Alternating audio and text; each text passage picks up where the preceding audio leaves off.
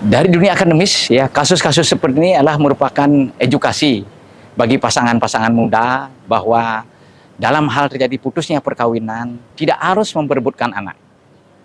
Anak itu adalah merupakan subjek hukum yang mempunyai hak konstitusional yang dihormati oleh kedua orang tuanya, meskipun perkawinannya putus, sehingga anak itu tidak dijadikan objek sengketa.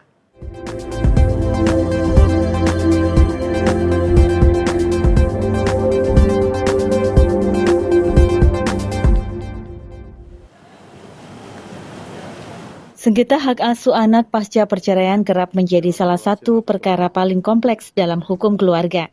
Namun di balik perdebatan mengenai siapa yang paling berhak mengasuh, terdapat satu prinsip yang tidak boleh diabaikan, yakni anak bukanlah objek sengketa, melainkan subjek hukum yang memiliki hak-hak yang wajib dilindungi.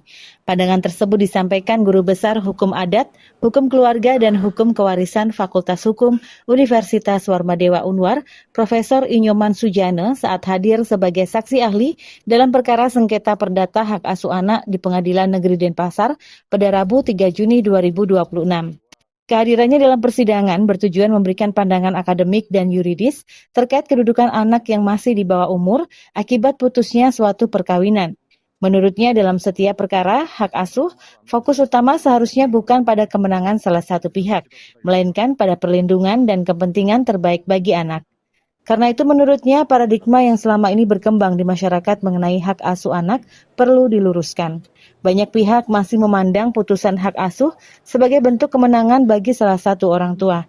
Bahkan tidak jarang anak diposisikan sebagai simbol kemenangan psikologis setelah perceraian.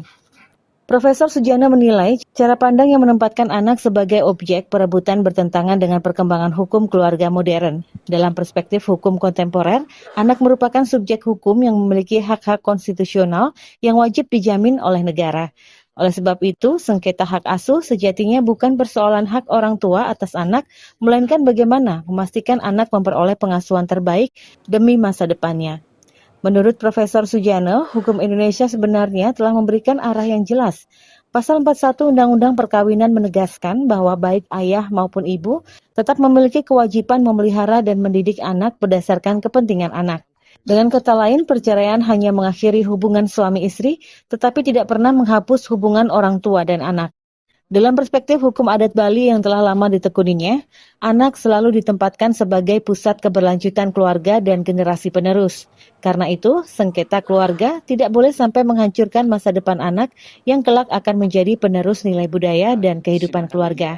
Karena yang dijadikan objek perkara adalah perceraian, dan dalam perceraian itu yang masuk di dalamnya adalah perebutan hak asuh anak yang masih di bawah umur. Maka saya hadir sebagai guru besar di bidang hukum keluarga, memberikan kesaksian sebagai ahli untuk bagaimana sih kedudukan seorang anak yang masih di bawah umur akibat dari putusnya suatu perkawinan. Terkait dengan hal tersebut, sesungguhnya anak tersebut dilihat dari Undang-Undang Perlindungan Anak, itu sesungguhnya bukan objek sengketa, melainkan sebagai subjek. Anak itu adalah merupakan subjek yang memiliki hak konstitusional yang harus dihormati oleh siapapun, di mana hak-haknya tidak boleh diambil apalagi ditiadakan.